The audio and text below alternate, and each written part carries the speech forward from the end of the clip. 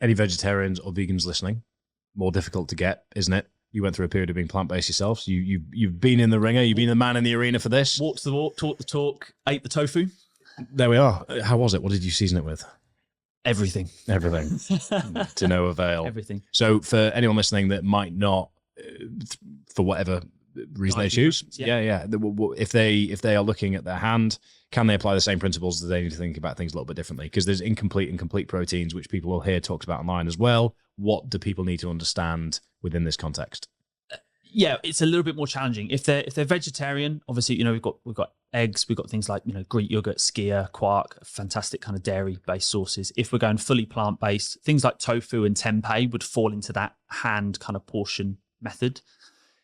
If we're looking at other sources that will give you high protein options, this is where we want to look at more kind of beans, lentils, legumes, and then topping up proteins from other sources, things like nuts and seeds, even foods like oats. You'll be surprised. Have a look on some labels when you turn a packet over. A lot of foods will not just be one macronutrient. There'll be a mixture of proteins, fats, and carbs, so you can kind of bump numbers up a little bit. Again, working towards that 20, 30, 40 grams per day.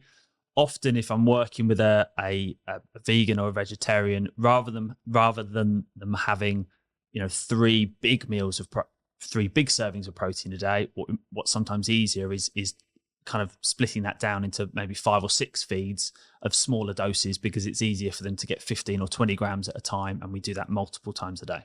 And generally speaking, the way to maximize your protein range in terms of complete and incomplete is by having a varied protein supply if you're vegetarian or vegan, isn't it? So that you can tick all the boxes that are easier to achieve through animal protein.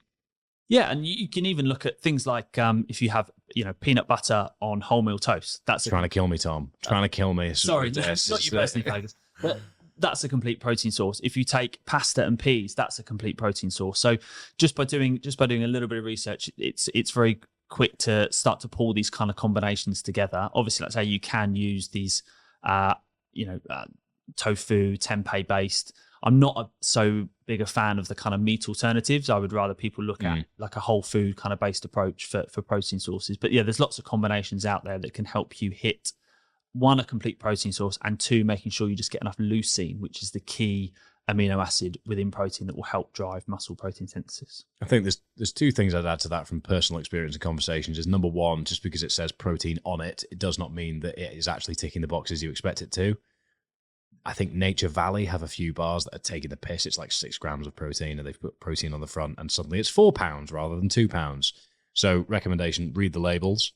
And secondly, supplementation for either animal protein consumers or vegetarians or vegans is a great way to, if you are struggling through your 3-4 main meals, you can easily top it up as a snack throughout the day. And it's not something to be demonized. Find something that sits well with your gut. Find something that's easy to consume. Find something you enjoy, which is quite easily done in this day and age. And you don't need to feel that convenient protein is inherently a bad thing because Eddie Abu told you it was.